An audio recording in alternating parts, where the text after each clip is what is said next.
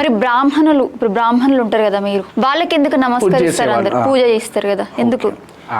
మంచి ప్రశ్నమ్మా. మన భగవద్గీతలో చాతుర్వర్ణం మయా సృష్టం గుణత్రయ విభాగశః అన్నప్పుడు 4 వర్ణాల వాళ్ళందరినీ కూడా నేనే పుట్టించాను కనుక మీరు బ్రాహ్మణులకు ప్రత్యేకంగా నమస్కారం ఎందుకు చేయాలనేటువంటిది మీ ప్రశ్న కదా. అసలు బ్రాహ్మణుడు నమస్కార యోగ్యుడు ఎందుకు అంటే, బ్రాహ్మడికి చెప్పినటువంటి కర్మలు ఏవైతే ఉన్నాయో అవన్నీ కూడా లోక కళ్యాణార్థమే అమ్మ. అంటే తన స్వలాభం ఏముండదు దాంట్లో. ఇప్పుడు బ్రాహ్మడికి చెప్పినటువంటిది ఏంటిదంటే, మీరు ఆదిశంకరాచార్యుల దగ్గరికి వెళ్తే తెలుస్తుంది. ఆదిశంకరాచార్యులు సాధనా పంచకంలో చెప్తున్నాడు, క్షుద్వ్యాధిశ్చ చికిత్స్యతాం ప్రతిదినం భిక్షౌషధం భుజ్యతాం స్వాద్వన్నం నతుయాచ్యతాం విధివశాత్ ప్రాప్తేన సంతుష్యతాం శీతోష్ణాతి విషహ్యతాం నతువృధా వాక్యం సముచ్చార్యతాం ఔదాసీన్యమభీప్స్యతాం జనకృపా నైష్ఠుర్యం ఉత్సృజ్యతాం అంటున్నాడు. అంటే బ్రాహ్మడు ఎట్లా ఉండాలి? క్షుద్వ్యాధిశ్చ చికిత్స్యతాం ప్రతిదినం భిక్షౌషధం భుజ్యతాం. ఆయనకు ఆకలేస్తే పంచభక్ష పరమాన్నాలు తినటానికి వీల్లేదు, చెప్పలే అట్లా. అంటే నీకు ఏదో కోరిక పుట్టి ఇప్పుడు వేరే వాళ్ళు భుజించినట్టుగా మేము అట్లా తినటానికి వీల్లేదు. కేవలం క్షుద్వ్యాధిశ్చ చికిత్స్యతాం అంటే కేవలం ఆకలి తీరడానికి మాత్రమే తినాలి. అది కూడా ఏంటిది? స్వాద్వన్నం నతుయాచ్యతాం విధివశాత్ ప్రాప్తేన సంతుష్యతాం. అంటే మళ్ళీ నాకు మంచి అన్నం కావాలి, నాకు ఇష్టమైనటువంటి కూరలు కావాలని కూడా మేము కోరుకోవద్దు.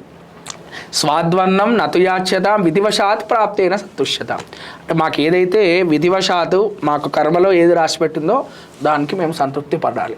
శీతోష్ణాతి నిషక్ష్యతాం నతువృధా వాక్యం సముచ్చార్యతాం ఔదాసీన్యం అభీత్స్యతాం జనకృపా నైష్ఠుర్యం ఉత్సృజ్యతాం. ఈ సంసార బాంధవ్యాలన్నీ కూడా విడిచిపెట్టి, ఈ కోరికలన్నీ విడిచిపెట్టి మేము ముందరికి వెళ్తూ ఉండాలి. ఇది ఆదిశంకరాచార్యులు మాకు చెప్పింది. బ్రాహ్మడు ఎట్లా ఉండాలి? మళ్ళీ వేదోనిత్యం అధీయతాం, ఎప్పుడు కూడా వేదాన్ని అధ్యయనం చేస్తూ ఉండాలని చెప్పారు. ఇప్పుడు ఇతరత్ర వర్ణాల వాళ్ళు ఉన్నారు. క్షత్రియ వర్ణం ఉన్నది. అతను యుద్ధం చేయడం ద్వారా విజయం కలిగితే ఆయన పట్టాభిషిక్తుడై సుఖం పొందుతుంటాడు కదా. ఆయన పట్టాభిషిక్తుడైతే ఆయన కొన్ని రాజసింహాసనం మీద కూర్చోబెడతారు. ఆయనకు ఒక రకమైనటువంటి ఆనందం ఆయన కలుగుతుంది. తద్వారా రాజు అయితే ఆయన కొన్ని రైట్స్ వస్తాయి, కొన్ని అనుభవించేటువంటి యోగ్యత రాజు కలుగుతుంది. వైశ్యుడికి కూడా ఏమవుతుంది?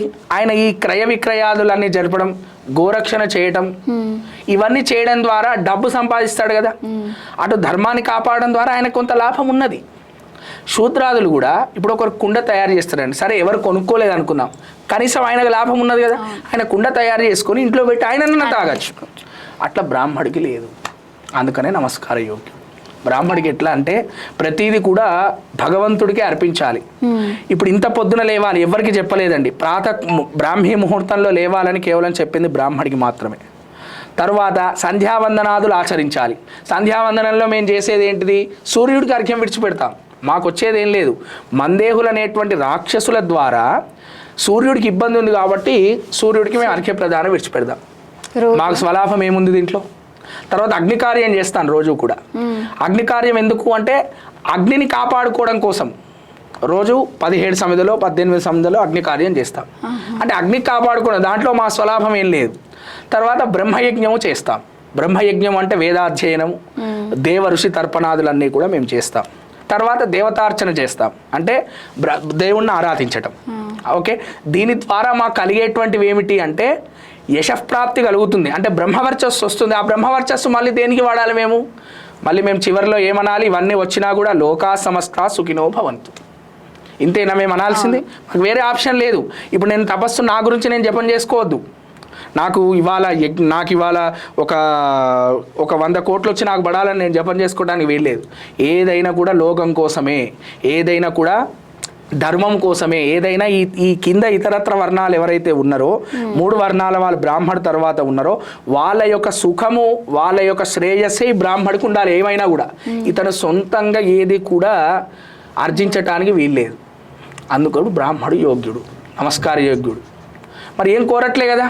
మరి ఇంత జపం చేస్తున్నాడు, పొద్దున లేస్తున్నాడు, తన ఈ శరీరం అంతా కూడా శుష్కింపబడుతున్నది, ఎటువంటి సుఖాలకు, ఎటువంటి పంచపక్ష పరమాన్నాలు, ఎటువంటి కోరికలు కోరటం లేదు, కేవలం మరి ధర్మం మీద ఉంటున్నాడు.